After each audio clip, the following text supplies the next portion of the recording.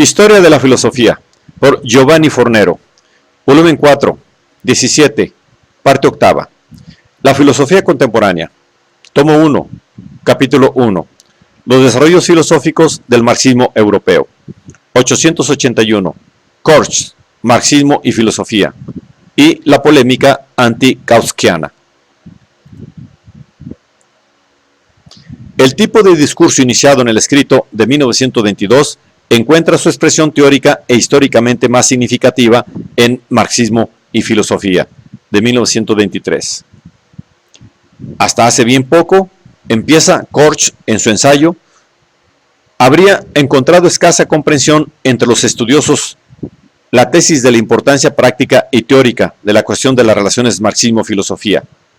En efecto, para los profesores de filosofía burgueses, el marxismo había representado, en el mejor de los casos, una subsección bastante marginal de un capítulo de la historia de la filosofía en el siglo XIX, que, en su conjunto, no merecía más que un tratamiento apresurado bajo el título de la disolución de la escuela hegeliana.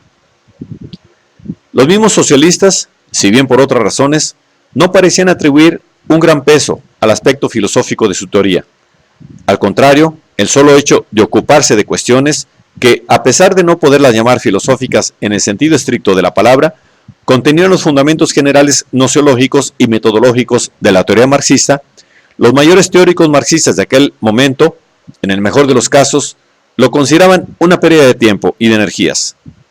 Naturalmente, observa Korsch, desde un plano lógico semejante concepción solamente se justificaba a condición de presuponer que el marxismo no implicaba, como componente fundamental e insustituible, una determinada toma de posición en relación con la filosofía, hasta el punto de hipotetizar que un marxista, en su existencia filosófica privada, pudiera también ser un discípulo de Schopenhauer. En cambio, para los socialistas filosofantes, el marxismo, siendo sustancialmente pobre de contenido filosófico, debía ser integrado o completado con instrumentos conceptuales extraídos de Kant, Mach, Dützen, etc. ¿Por qué esta falta de atención para con las relaciones marxismo-filosofía, o en el mejor de los casos, esta incapacidad de captar la esencia autónoma de la filosofía marxista? A esta interrogación de base de su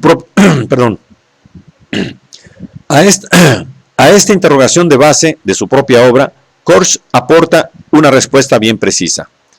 Según su modo de ver, la negligencia con respecto a la relación marxismo-filosofía, paralela a la concerniente a la relación marxismo-Estado, derivaría del hecho de que los teóricos marxistas de la Segunda Internacional se habrían ocupado bien poco de los conexos dialécticos entre teoría y praxis, o, más en general, de las cuestiones de la revolución.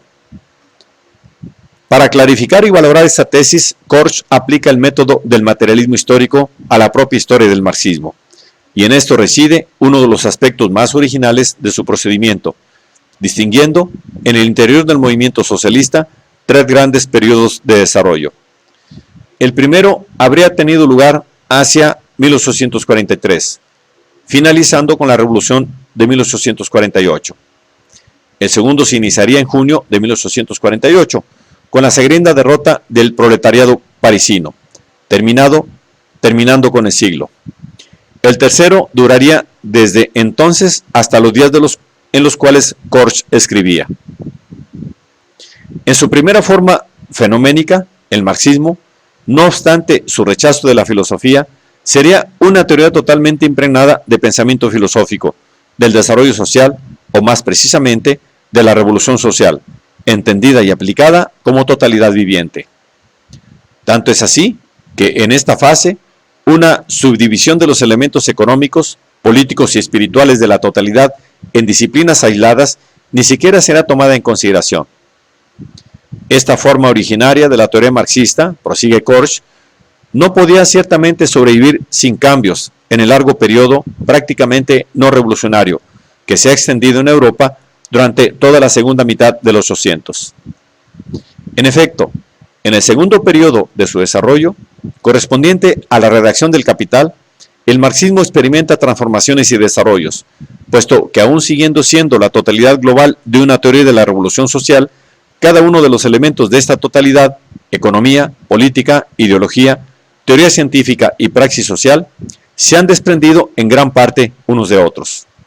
Con ello, Marx y Engels no han llegado ciertamente a disolver su edificio teórico en una suma de cada una de las ciencias. Ellos únicamente se han limitado a crear una conexión científica más articulada y basada en la crítica de la economía política entre cada uno de los elementos del sistema. Por el contrario, en sus partidarios y herederos, una tal disolución en disjecta membra de la teoría unitaria de la revolución social se ha producido realmente, mientras que, según la concepción materialística de la historia entendida en términos correctos, es decir, dialécticos en la teoría y revolucionarios en la praxis, no pueden existir las ciencias independientemente unas de otras, como tampoco puede existir una investigación puramente teórica distinta de la praxis revolucionaria. Los modernos marxistas han acabado por concebir efectivamente el socialismo científico como una suma de conocimientos puramente científicos, despojada de nexos inmediatos con la praxis política o de cualquier otro género de la lucha de clases. Todo esto manifiesta una pérdida del principio de la dialéctica y de la relación con Hegel. Ya con anterioridad, Korsch había observado que en la segunda mitad del siglo XIX, los filósofos burgueses, además de haber olvidado por completo la filosofía hegeliana, habían perdido totalmente la visión dialéctica de la religión entre filosofía y realidad, entre teoría y praxis, que en los tiempos de Hegel habían constituido el principio viviente de la filosofía y de la ciencia en su conjunto.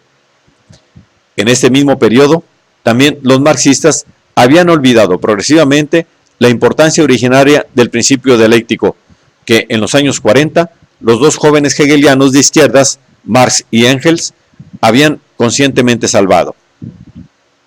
Esa transformación del marxismo en un pensamiento adialéctico, aclara Korsch, depende de una decadencia de la teoría y del triunfo de una mentalidad social reformista. Análogamente, el constante desprecio por cada problema filosófico por parte de la mayoría de los teóricos de la Segunda Internacional es solo una expresión parcial de la pérdida del carácter revolucionario práctico por parte del movimiento marxista. Hoy en día, el volver a considerar el problema marxismo-filosofía ya necesario en el plano puramente teórico, con el fin de restablecer el auténtico significado de la doctrina de Marx, se ha vuelto prácticamente ineludible, sobre todo ante el nuevo periodo de la lucha revolucionaria mundial. En efecto, es propio de la presente coyuntura política el haber puesto sobre la mesa no solo el problema de la relación marxismo-Estado, sino también el de las relaciones entre revolución proletaria e ideología. En otros términos, declara Korsch, ha llegado el momento de plantearse las preguntas. ¿Qué relación existe entre la filosofía y la revolución social del proletariado y entre la revolución social del proletariado y filosofía? ¿Qué relación existe entre el materialismo marxiano, engelsiano y cada ideología en general? El materialismo vulgar concibe la filosofía y los demás dominios de la superestructura como una pseudo-realidad que solo existe en el cerebro de los hombres, que se mantiene con vida gracias a la clase dominante. Esquemáticamente, observa Korsch, para el materialismo adialéctico existen tres grados de realidad. Inciso A, la economía, que es la única realidad objetiva. B, inciso B, el derecho y el Estado, ya menos reales y rellenos de ideología. Inciso C, la pura ideología, absolutamente privada de objeto y del todo irreal. La pura absurdidad. Tal identificación de la vida espiritual con la pura ideología, observa, no es en absoluto marxiana. A Marx y a Engels tampoco les ha pasado por la cabeza definir como pura ideología la conciencia social y la vida espiritual. Ideología significa únicamente conciencia torcida, en particular la que atribuye erróneamente una existencia autónoma a un fenómeno parcial de la vida social. Antimarxiana resulta también la concepción del conocimiento como reflejo de lo real. En efecto, la teoría dualístico-metafísica de las relaciones entre conciencia y realidad representa un punto de vista puesto ya en crisis por la filosofía trascendental y definitivamente superado por el pensamiento dialéctico. Tanto es así que, para el método no abstracto y naturalístico, pero sí dialéctico, que es el único científico, sea el conocimiento precientífico y extracientífico, sea el conocimiento científico, no se contraponen ya como entidades autónomas al mundo natural y sobre todo al mundo histórico-social. Antes bien, se sitúan en medio de este mundo natural e histórico-social del cual forman parte real, verdadera. En virtud de este planteamiento, las ideologías dejan de ser vacías quimeras y puras elucubraciones irreales, para resurgir como componente real, por más ideal o ideológica que sea, de la realidad social en su conjunto. Más bien, argumenta marxianamente Korsch, en antítesis con los teóricos de la Segunda Internacional, el concepto marxiano de economía, equivaliendo al de las relaciones sociales de producción, no puede ser interpretado en sentido reductivamente naturalista o tecnológico, puesto que incluye también las formas superestructurales de la comunicación ideológica. Las relaciones materiales de producción de la época capitalista son las que se encuentran junto con las formas de conciencia en las cuales se reflejan, y sin ellas tales relaciones ni siquiera pueden subsistir. Por lo demás, ya en su obra, aclarando de forma magistral el concepto total de economía en Marx, Korsch había escrito que la importancia del capital no se limita solo al ámbito económico. En esta obra, Marx no se ha limitado a criticar a fondo la economía política de la clase burguesa. Al mismo tiempo, él critica todas las restantes ideologías burguesas que descienden de la ideología económica fundamental. Ahora, si la sociedad burguesa constituye un todo orgánico del que forman parte integrante también las representaciones de la conciencia, resulta evidente que la lucha revolucionaria irá dirigida a todos los niveles y en todos los frentes, comprendida la filosofía. En efecto, repite otra vez Korsch en Marxismo y Filosofía, los fundadores del socialismo científico jamás han soñado en reducir la filosofía a una quimera, y nunca han pensado en desembarazarse de ella, dándole simplemente la espalda o bien murmurando en su contra algunas frases rabiosas y banales. La filosofía es un componente real del conjunto capitalista, y como tal tiene que ser comprendida y enfrentada. Es cierto que al principio Marx y Engels habían sobrevalorado su función, pero enseguida, si bien habiendo aclarado su carácter derivado y secundario respecto a la esfera económica, no dejan de reconocerle la importancia. Es más, en lo referente a su propia doctrina, ellos han reivindicado notoriamente sus conexiones con la filosofía clásica alemana. Todo esto no significa que el marxismo, si bien provisto de un autónomo espesor filosófico, se reduzca a una filosofía. En efecto, observa Korsch, a partir de 1845, Marx y Engels ya no han caracterizado su punto de vista histórico materialista como filosófico y han confiado al socialismo científico el deber de superar y suprimir definitivamente no solo toda la filosofía idealista burguesa desarrollada hasta entonces, sino al mismo tiempo toda filosofía en general. Bien lejos de ignorar la filosofía, el marxismo reconoce pues en la lucha contra la filosofía uno de sus principales deberes. Así como la acción económica de la clase revolucionaria hace superflua la acción política, del mismo modo, la acción que es económica y política a un tiempo no hace superflua la acción ideal. Esta debe ser llevada adelante hasta el fin en el plano práctico y teórico como crítica científico-revolucionaria y de actividad agitadora antes de la toma del poder por parte del proletariado, y como actividad científica de organización y dictadura ideológica una vez conquistado el poder. Y lo que a la acción ideal le sirve para conducir contra las formas y conciencia de la sociedad burguesa, vale también en particular para la acción filosófica. En conclusión, a la sociedad capitalista hay que combatirla, también en el plano filosófico, a través de la dialéctica materialista revolucionaria, la filosofía del proletariado, hasta la supresión final de la filosofía misma. Supresión que para Korsch equivale marxianamente a una realización de la filosofía. En efecto, él finaliza su gran obra citando la frase de Marx: no podéis suprimir la filosofía sin realizarla. Si bien no ofreciendo explicaciones detalladas ni aquí ni en ningún otro lugar sobre el sentido preciso de tal afirmación. En 1929, Korsch publica otra obra donde entra en una cerrada polémica con el teórico de la socialdemocracia alemana y con su obra tardía, 1927-1929.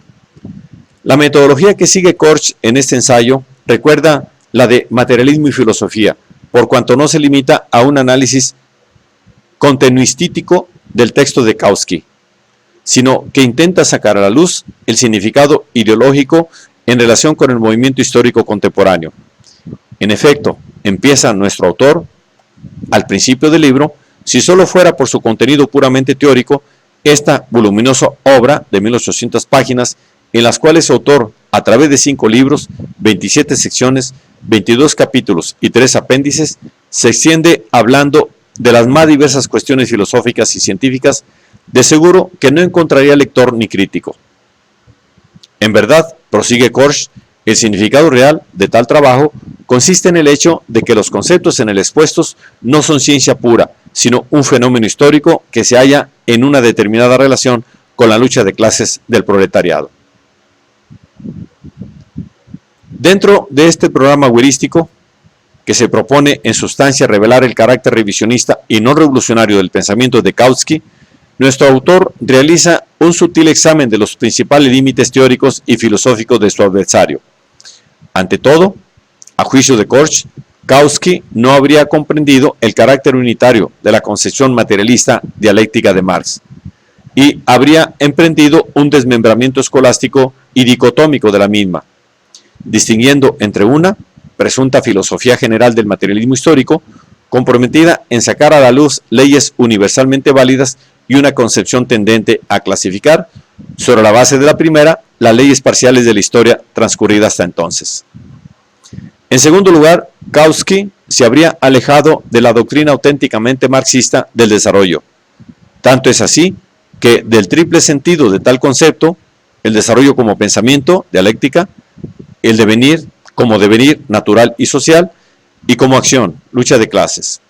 En él permanece únicamente el segundo, o sea, el desarrollo como objetivo devenir histórico en la naturaleza y en la sociedad. Pero también sobre este último punto, el aparente acuerdo se rompe por completo, apenas se pregunta en qué relación recíproca se hallan naturaleza y sociedad.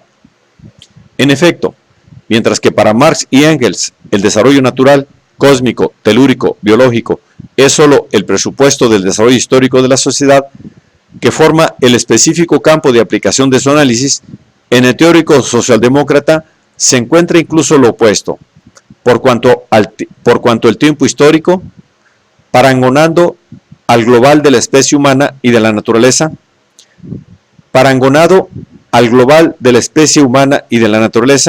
deviene solamente un episodio anormal, episodio en cuya base, entre otras cosas, ni siquiera están colocadas la producción material y las fuerzas productivas. En otros términos, para el materialismo vasto de Kautsky, el cual declara tomar los procedimientos no de Hegel, sino de Darwin, toda la historia humana no representa en el fondo más que una aplicación, y ni siquiera normal, de las leyes naturales que operan por todas partes en el cosmos. Además, en su metafísica darwiniana del desarrollo, que ignora el concepto de sociedad civil y que desemboca en una perspectiva naturalístico-necesitarista, según la cual el mundo constituye un proceso único y continuativo que va de los protozoos al mono y de este último al hombre y al socialismo, se pierde completamente la dialéctica.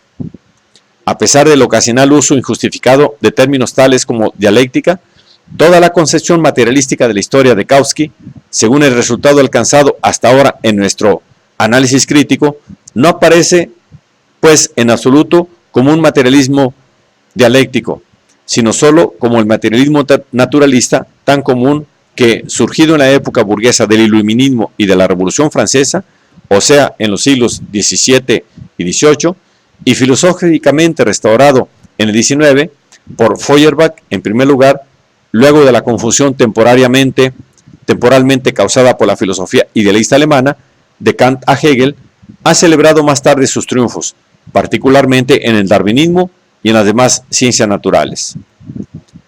Es el mismo materialismo del cual no solo el joven Marx ha dicho en la tesis sobre Feuerbach que es el punto de vista de la sociedad burguesa, sino que, más tarde, los dos fundadores de la nueva concepción materialístico-dialéctica de la historia, Marx y Engels, han calificado continuamente como punto de vista superado por su teoría materialístico-dialéctica y por la acción de la nueva clase revolucionaria. Sobre esta base y dentro de este esquema, Korsch dispone de una buena posibilidad de demostrar cómo también la concepción política de Kautsky, que eterniza la democracia burguesa y que rechaza la perspectiva marxista de la desaparición del Estado, concluye a la par que todas sus doctrinas en un tipo de pensamiento teóricamente revisionista y prácticamente antirrevolucionario.